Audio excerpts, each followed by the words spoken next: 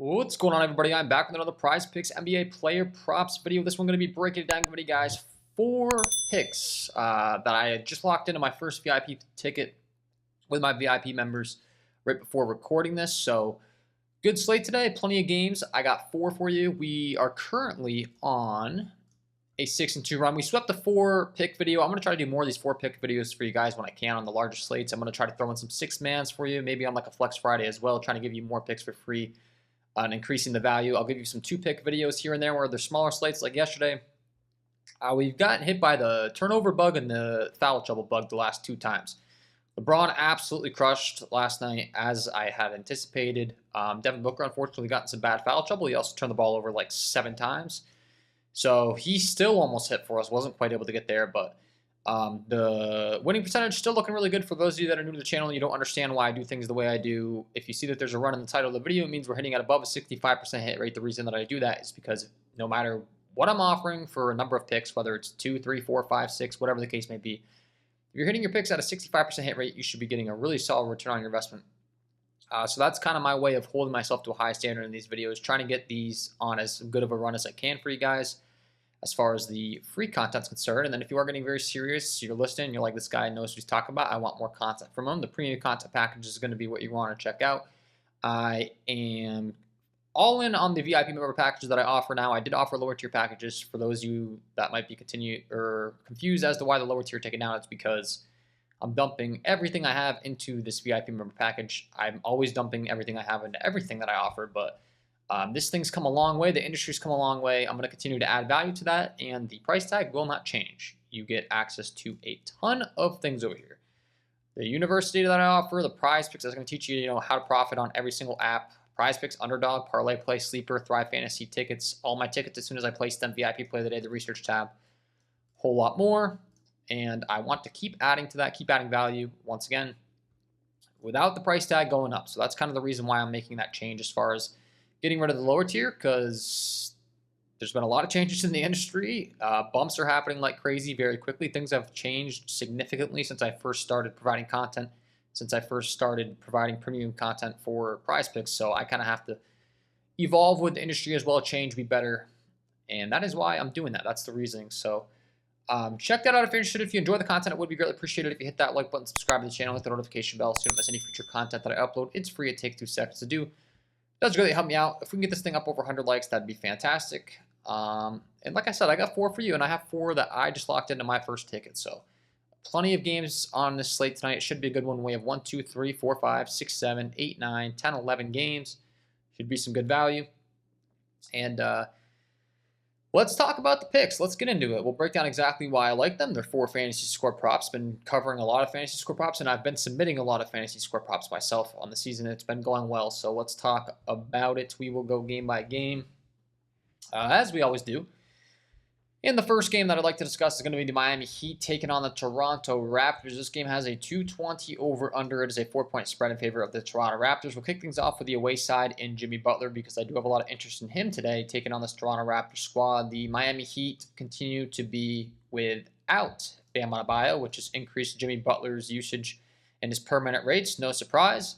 Obviously, without Bam, a guy that's going to take up a good chunk of usage, they're going to be more reliant on Jimmy Butler.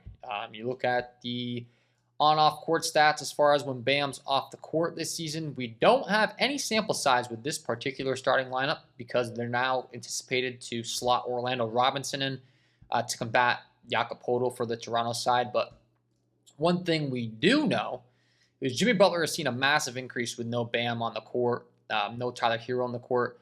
Talking about a 33% usage rate, his fantasy point per minute production is going up 7.4. So Jimmy Butler getting a big usage bump with no Bam Adebayo. It makes perfect sense. You look at his per minute production on the season as far as how he has been doing so far. Certainly getting the job done, but I once again think that these per minute rates are going to be even better with no Bam. As you can see reflected in those numbers we just talked about, 1.14 fantasy points per minute on the season, 26% usage rate. Just pulled up the numbers once again. 26% usage rate on the season, and then when we pull it up with no Bam, that's all the way up to a 33% usage rate. So obviously he's going to be having even better than numbers than the ones we're talking about right now. And then lastly, the 33.8 minutes per game have been way up as well. You look at the latest trends for Jimmy Butler. He's played 38, 37, and 37 minutes his last 3 games. So early on in the season, he was only playing like 28, 29, 33, 34 minutes or so, low 30s, upper 20s, trying to get some conditioning going. Minutes are up. Production's up with no Bam Adebayo. And I think he crushes here today for us for pick number 1. We'll pull up the game logs just so you can kind of see the last couple times out, as I always do, exactly how he's been contributing. And you'll see very quickly as to why I have interest in his fantasy score. We're looking for guys that can contribute in every single category as much as we can in the fantasy scoring department. And we like guys that can get blocks and steals. Jimmy can get a lot of them. He hasn't gotten any the last 2 games, and he's still cleared. 36 points, 3 assists, 11 rebounds, 33 points, 5 assists, 5 rebounds. So he's contributing in all these categories. We know Jimmy Butler is one of the best on-ball defenders in the entire NBA as well. It's just a matter of time before he's going to get those blocks and steals. That's just going to further add to his fantasy score. And we look at where he's set on Prizepicks today and how he's done in those last couple games. 42.5 fantasy score for Jimmy. You see he's cleared this in each of the last 2.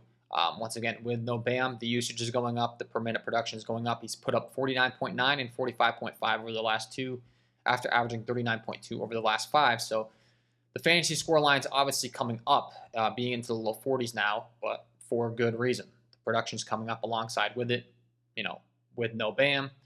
All makes perfect sense here. For pick number 1, we're rocking with the over 42.5 fantasy score here for Jimmy Butler. That'll be pick number 1.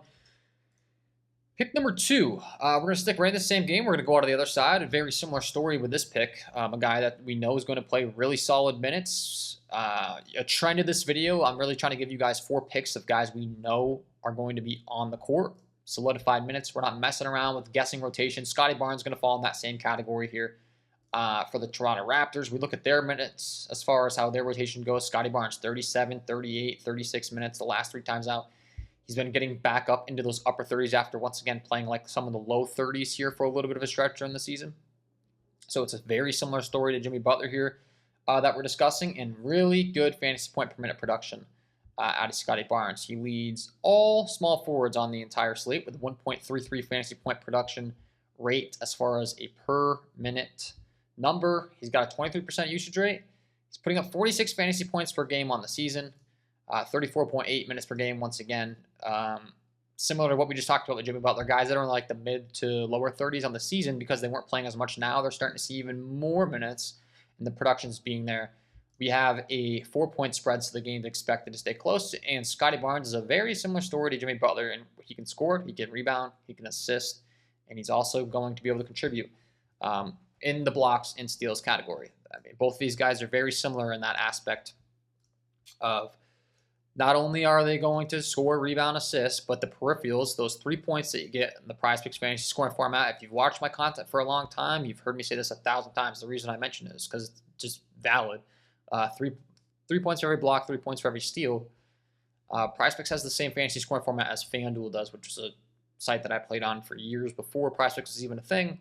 So I'm very familiar with this fantasy scoring format when I talk about it. And, these guys are great guys to be targeting in the format. Pretty simple. I mean, last time Scottie Barnes had 5 steals. That's 15 fantasy points just from steals alone. And then you factor in he scored 29 points, 4 assists, 9 rebounds. Time before he had 3 blocks. Once again, 3 points per block and steal. That's a quick 9 fantasy points without even scoring, rebounding, or assisting. So that's a nice little bonus. You want to be looking for guys that are racking those up when you're targeting overs, if at all possible. Obviously, it matters where the line's set. If, Scottie Barnes could get 27 steals, but if the fantasy scorer line set at 200, we're probably taking his under. But you get the point. We're looking for upside as much as we can in every category so that we're not reliant on just a guy that's just scoring or just rebounding or just assisting. Scottie Barnes is that guy. He's cleared this in each of the last 3 games, 46.1. I think it has a lot to do with the rotation trends.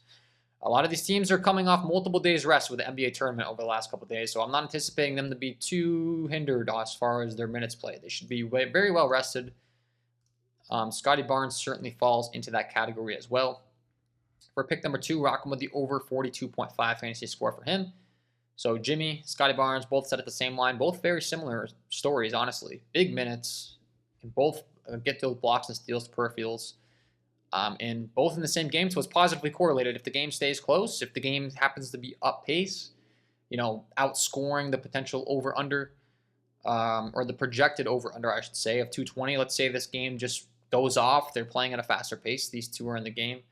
It could help you out in a big way. It can go the other way as well, but we're projecting them both over. So that'll be pick number 2. Scotty Barnes over fantasy score. Pick number 3, we have a really great game environment tonight in this Atlanta Hawks and Brooklyn Nets game. This game has a 243.5 over-under. This game should absolutely fly. Look at the top teams in the league as far as pace are concerned. The Atlanta Hawks have a 103.22 pace metric. They're top 3, so that makes perfect sense. When you have a top 3 pace team, there's a good chance the game's going to be a faster pace. It's going to have a high score. And the Hawks have a huge 123.5 over implied team total, I should say. I'm guessing that leads the slate tonight.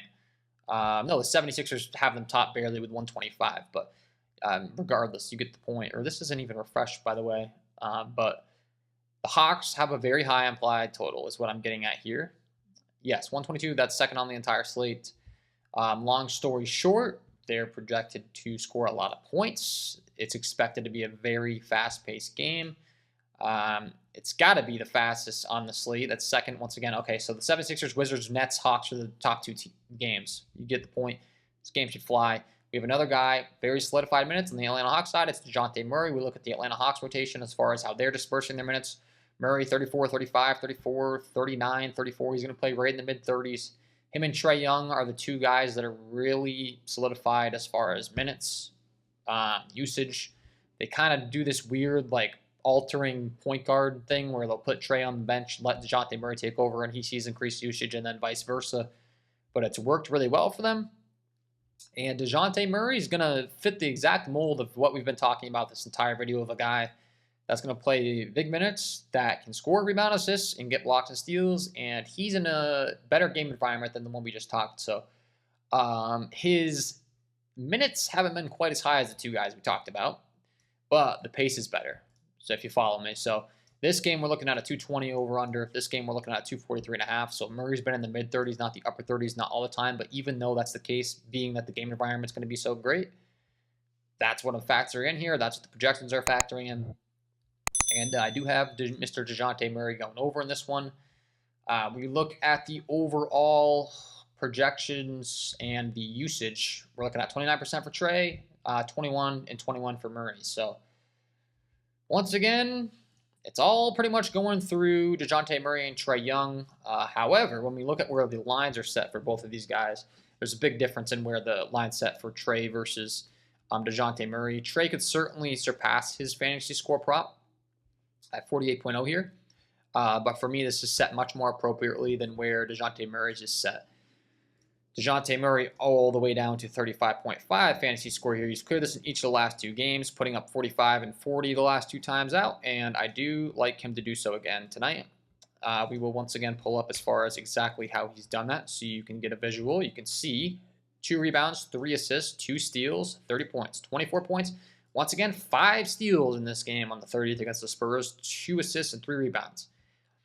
Hasn't even had very good games the last 2 times out, if we're being honest, as far as what Murray's capable of. I mean, he's scored well. He's gotten some steals, but 2 and 3 and 1 assist and 2 or 3 rebounds is honestly quite bad for DeJounte Murray. Which is all I'm bringing that up for, is just let you know, his upside's way better than that. You can see 10 assists, 8 assists, 5 assists, 6 rebounds, 5 rebounds, 10 assists in this game, 5 rebounds, 32 points. So that's kind of what Murray's capable of. This game environment should be able to kind of put his skills on display in full effect with the fast pace, with the high total. I think his line's too low once again for DeJounte Murray. Very similar theme to the video. We're rocking with guys that are playing really solidified minutes in the rotation. We're not guessing whether they're going to be randomly benched.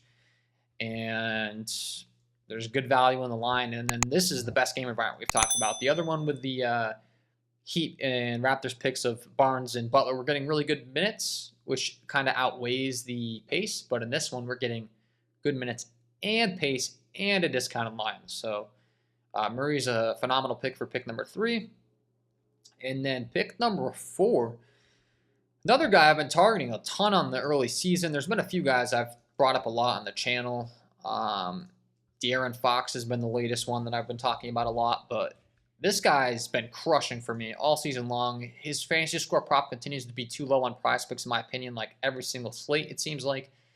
He plays for the Oklahoma City Thunder. He's a young, talented rookie, and his name is Chet Holmgren. He is a blocks and steals machine. He's once again a guy that we know is going to be in the rotation. You look at the rotation as far as the last few games for the Thunder, there's been some guys where they've been kind of taking them in and out of the rotation. Guys like Josh Giddey, guys like a Cason Wallace, guys like an Isaiah Joe, a Kenrich Williams, a Jalen Williams. There's 2 Jalen Williams on the Thunder, but the Jalen with the Y here have been kind of in and out of the rotation. The 3 guys or 4 guys we've really seen solidified minutes have been Shai Gilgeous, Jalen Williams, Chet Holmgren, and Lou Dort. And Chet has been a fantasy point per minute monster in this Prizepicks fantasy scoring format. We look at the top centers in the entire NBA. He is 4th, trailing only Alperen Sengun, Joel Embiid, and Nikola Jokic. This is some really good territory to be mentioned with.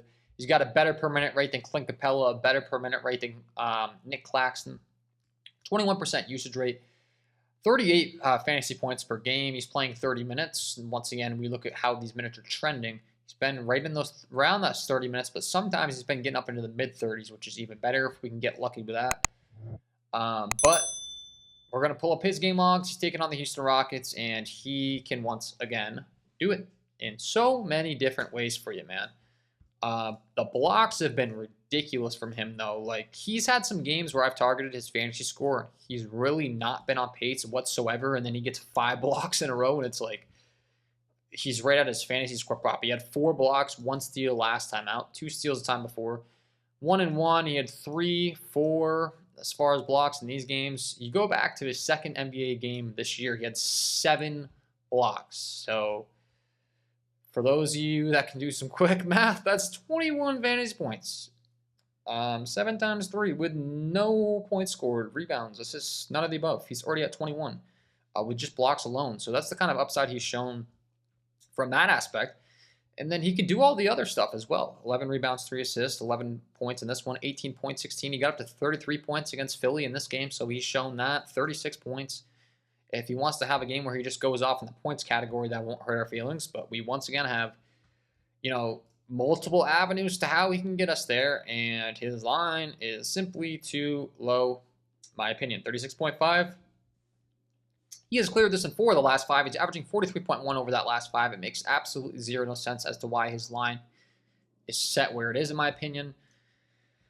I mean, he does have a lower floor. Don't get me wrong. Things go wrong at times. We could see some foul trouble, that stuff. But Houston is giving up over 37 fantasy points per game to centers. They're giving up over 6 field goals. They're giving up over 10 rebounds. A lot of these guys are well rested too, which is factored into my projections, and a lot of them are seeing a very significant increase in their fantasy point production when they're well rested. Chet's going to fall in that category. Once again, we just had the NBA season tournament, so a lot of these guys are coming off a few days rest here. They're going to be amped and ready to go. Chet falls in that category as well. So pick number 4, we're rocking with the over 36.5 fantasy score here for Chet Holmgren. And that will be my 4 picks to get you win some money over here on Prizepicks in the NBA tonight, guys. Hopefully you enjoyed. If you did, hit that like button, subscribe to the channel, hit the notification bell so you don't miss any future content that I upload. It's free. It takes 2 seconds to do. It does greatly help me out. I'll be helping you guys out with these videos for free all NBA season long. Once again, if you're listening to the content and you're really enjoying it and you're someone that's looking to get serious and really learn how to profit on Prizepicks long term, the premium content package is going to be the best thing that you can get. You can still watch the content. You can still listen and learn as far as my process.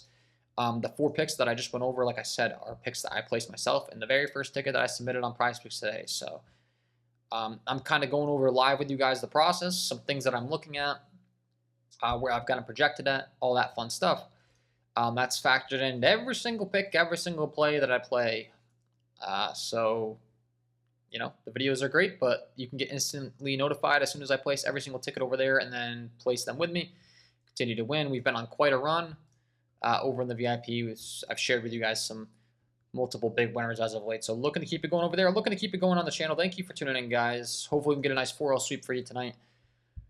Wishing you all the best of luck on your Prizepicks NBA player props, and we will see you in the next one.